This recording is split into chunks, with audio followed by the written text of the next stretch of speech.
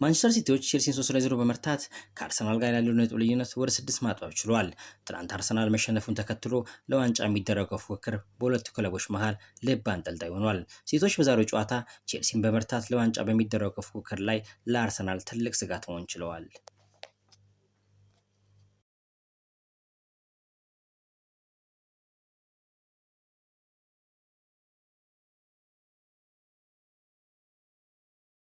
ሪያል ማድሪዶች የቀድሞ ኮከባቸውን ቶኒ ክሩዝን ወደ ክለባቸው በመመለስ የክለቡ አሰልጣኝነት ስታፍ ስር ማስገባት ይፈልጋሉ።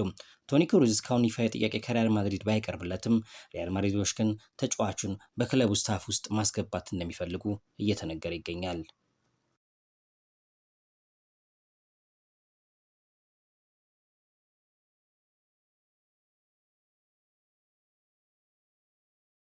ቶትናም በዛሬው ፕሪሚየር ሊግ ጨዋታ በሰንደርላንድ መሸነፉን ተከትሎ የወራጅ ቀጠና ውስጥ መግባቱን አረጋግጧል። በ30 ነጥብ 18ኛ ደረጃ ላይ ተቀምጧል። 17ኛ ደረጃ ላይ ከተቀመጠው ዌስትሃም በሁለት ነጥብ አንሰው ገና ቀሪ ጨዋታዎች ቢኖሩም ግን የቶትናም ሆትስፐር ጉዳይ አጣብቂኝ ውስጥ ገብቷል። አዲስ የተሾሙት የቀድሞ የብራይተን አሰልጣኝ ሮቤርቶ ዲዘርቢ በመጀመሪያ ጨዋታቸው ቶትናምን እየመሩ ተሸንፈዋል።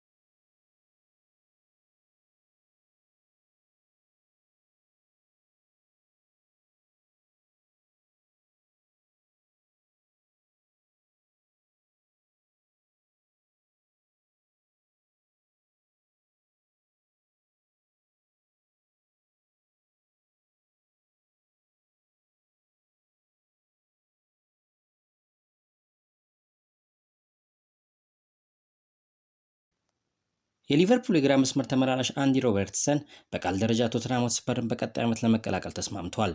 ሆኖም ግን ዝውውሩን ተጫዋቹ የሚያደርገው ቶተንሃም ሆትስፐሮች ፕሪሚየር ሊጉ ላይ የሚቆዩ ከሆነ ብቻ ነው። በዚህ ውድድር ዓመት ቶተንሃም ሆትስፐር በፕሪሚየር ሊጉ ይቆያል የሚለው ነገር ግን አጠያያቂ ሆነዋል።